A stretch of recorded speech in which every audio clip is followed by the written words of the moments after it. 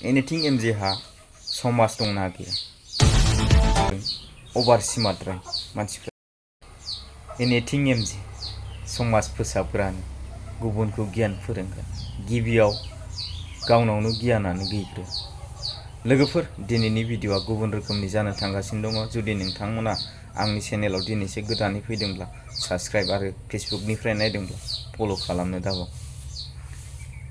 दिनै ससियेल मिडियायाव खनसे नङा खननै बेफोरबायदि गाइखेर बायनायनिफ्राय लानानै नोंथांमोना दावराव दावसिखौ खोनाबाय आरो दिनै गुबुन रोखोमनि दावराव फैगासिनो दङ नाथाय आं बे बाथ्राखौसो बुंहरनो सानदों दि बे भिडिअनि गेजेरजों एनिथिं एमजे बिथाङाबो साननो गोरों गुबुनखौ बुजायनो हालायग्रा मानसि मानो बेफोरबायदि गावनि प्रब्लेमखौ सल्भ खालामनानै लानो हायाखै आरो प्रिति नार्जारि बिथाङाबो सासे एजुकेशन गोनां मानसि नङा होनब्ला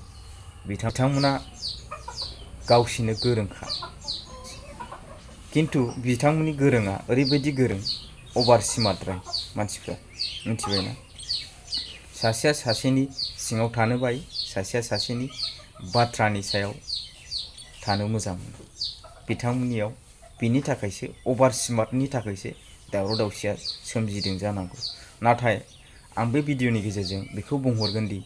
एनिथिं एमजेहा समाज दंना गैया एनिथिं एमजेआ गामि दंना गैया गामियालाय मानोथो थाया जानो नङा होमबा लोगोफोर जोनोमजों लोगोसे गामिया फैखायो दिनै बिथांमोननि गामिनि रायजो राजाफ्रा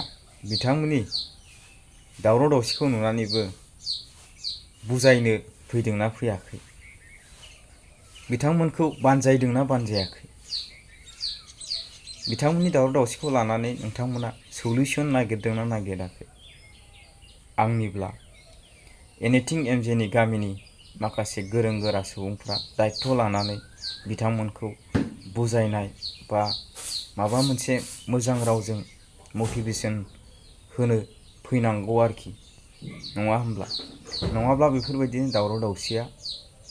गोसारलांबाय थागोन बिनिखायनो आं खावलायहरो बे भिडिअनि गेजेरजों एनिथिं एमजेनि जेनाखि गामिनि गोरों गोरा सुबुंफोर नोंथांमोना एक्सन लानाया मोजां नङाब्ला नोंथांमोननि गामियाबो